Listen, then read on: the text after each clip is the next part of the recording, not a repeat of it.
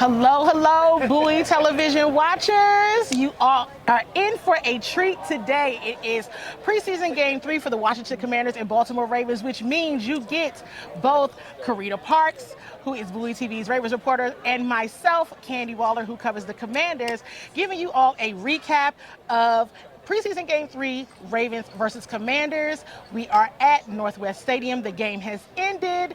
I actually, being transparent, as you know, I love to don't remember the score. And that is probably why. It is probably because I covered the Washington Commanders. Now, Carita, I do remember the score. Carita remembers the score. I do. And we're going to get to that in just one moment because I want to share with you all, we were trying to figure out what would be the theme for this show. And I said, you know what it probably should be? The Ravens have all of the depth and the Washington Commanders do not. So with that being said, Carita, what was the score? The score was 30-3 in favor of the Baltimore Ravens. And like Candi said, that depth showed for the Ravens. It's been showing throughout the preseason. Aside from preseason game 1, I feel like there's just been a plethora of guys making plays. We saw Keon Martin. He got an interception. I mean, we saw Jay Higgins disrupt things, David Ojabo. I mean, the list can really go on. Rasheen Ali, Dearness Johnson. The Ravens have good problems on their hands. So roster cuts are coming up. We may see the Baltimore Ravens and the Washington Commanders make some changes. Carita, who do you think on the Ravens maybe did not show improve today? Someone who did not show improvement today. Gosh, that's a tough one because I just really feel like there was a lot of consistency between game 2 and game 3. I mean, I was a little hard on Devin Leary. You know, he still, to me, got some growth, but he made some improvements. It's hard for me to pick a guy who just didn't improve because I felt like they were pretty consistent.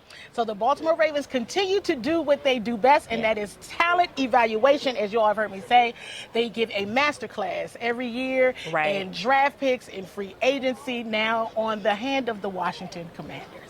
Little bit different there. You all have heard me share that the quarterback 3 position, which includes in that battle Josh Johnson, who is a former Baltimore Raven, other teams as well, but he was also with the Ravens, and then Sam Hartman, who is a second year in the NFL, but also second year in this program, in this system. He had a very tough day today, didn't he, Carita? Oh, he did. He had the Ravens DBs looking really good out there. And I mean, Candi had mentioned it, and I think I said it would probably be a good game for the pass rushers and the DBs, and that's what happened. So she was on point.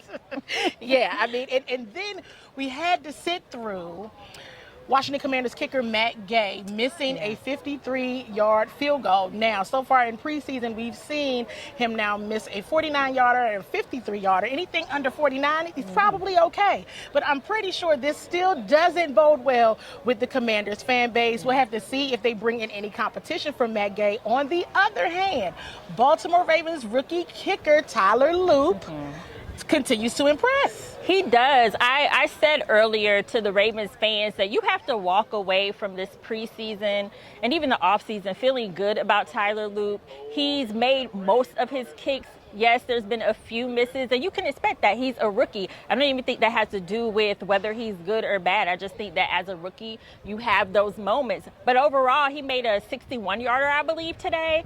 So he's just continued to show that he is not scared of the moment, which is something that I always said. I was like, we're going to see how good he really is when it comes to the moment. And so far, he's shown that he's not scared of it. So, Carita, what are your biggest takeaways from the Baltimore Ravens preseason? We know that the starters typically don't play. Right. So from a depth perspective and just overall preseason training camp as well, what are some of your takeaways? Yeah, I think overall, it really is the depth. There's just so much talent on this roster right now. And like you said, that is credit to the Ravens scouts. I mean, they picked some really good players. Last year, the depth wasn't looking like it is this year. So they showed improvement in what they've been able to pick. I think that they have a really good secondary. Right now, even with some injuries, they have guys that can, like Ruben Lowry, Keon Martin. I feel like he may have locked down his roster spot in these past 2 preseason games. I mean, quarterback-wise, I'm still iffy on the backup quarterbacks, but hopefully we don't have to see them, and Lamar Jackson is healthy all season. But I just think all around, there's not many weak spots. I mean, we do have to see how the backup offensive line shakes out, but overall, I think the Ravens have a good roster when it comes down to the 53-man roster, when we see who makes it. Now on the Commanders end, it's like the starters, and then I hope no one gets hurt because it's not what they are dealing with up in Baltimore.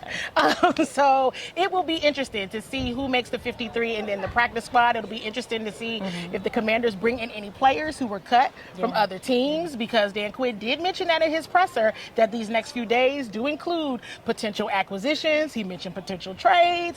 So you never know what happens, but we do know that the Commanders will keep on digging until they get the right fit, get the right performance. Overall, listen, I think the Baltimore Ravens had a great preseason. The Washington Commanders, not so much. But but we only got, 2 more weeks?